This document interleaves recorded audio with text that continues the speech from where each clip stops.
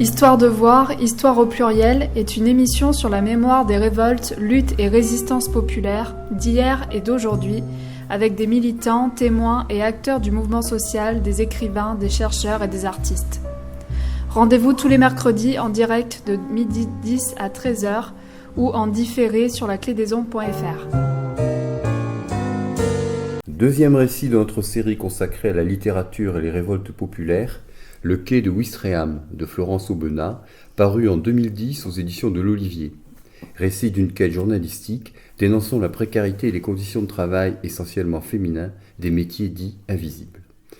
Peut-on définir un genre à ce livre ? Le livre est le témoignage de 6 mois d'enquête durant lesquels Florence Aubenas s'est directement investie pour vivre la vie des plus démunis. Cependant, la journaliste pose aussi la question des mécanismes de l'exclusion sociale et des conséquences de la crise économique capitaliste sur les plus défavorisés. Et puis le livre s'inscrit dans un genre journalistique en soi, celui du masque, quand le journaliste choisit de cacher son identité pour son enquête afin de dénoncer une injustice, une violence. Ce genre apparaît en 1969. Avec Dans la peau d'un noir de John Griffin, puis Tête de Turc de Winter Woolroff en 1980. Même si l'efficacité de ce type d'enquête est réelle, la question déontologique se pose, morale et politique. Celle des relations humaines fortes, ici, mais fondées sur le mensonge, ou l'abandon des collègues au moment du retour confortable dans son véritable milieu. Oui, et c'est d'ailleurs celle-ci que l'adaptation cinématographique du livre par Emmanuel Carrère traite en priorité. Il y a donc aussi une part de récit autobiographique et une réflexion politique dans le livre.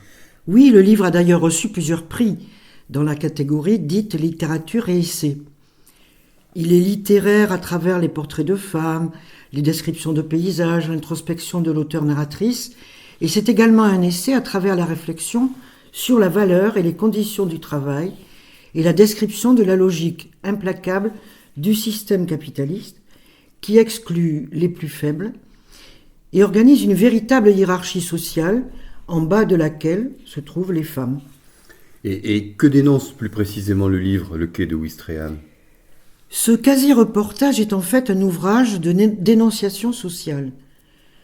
Les conditions de travail imposées à celles et ceux qui doivent chaque matin batailler pour la continuité de leur emploi, la course aux heures pour compléter la rémunération, le poids de la hiérarchie, les cadences imposées dès l'aube, hors des horaires de bureau, le salaire ridiculement faible, tout ce qui constitue de fait la précarité, les humiliations, les violences faites aux femmes.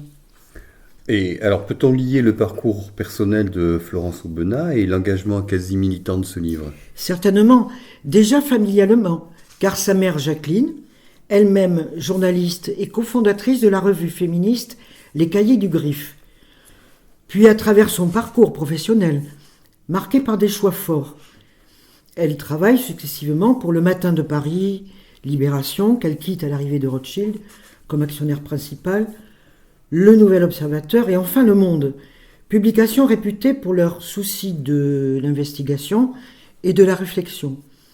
Elle a été également de 2009 à 2012 présidente de l'Observatoire des prisons. N'a-t-elle pas été aussi correspondante de guerre ?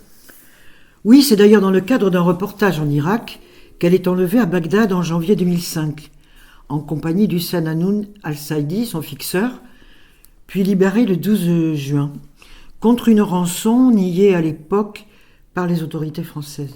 Bien, et aujourd'hui, où se situent les combats de Florence Aubenas ?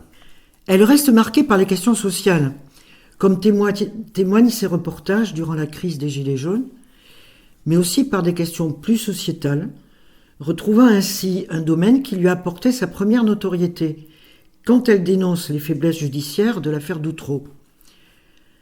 Sa carrière d'écrivaine est fondée sur des investigations journalistiques et sociétales, 2 démarches que l'on retrouve dans son dernier livre, L'inconnu de la Poste, qui raconte un fait divers. Résumé. Afin de décrire au plus près la réalité sociale de la crise, Florence Aubenas s'immerge pendant 6 mois dans le quotidien d'une travailleuse précaire. Sans autre qualification que le baccalauréat sur son CV, elle s'inscrit au pôle emploi de Caen.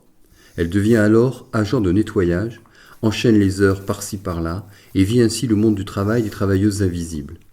Elle apporte son témoignage sur la réalité de la misère ordinaire des plus démunis.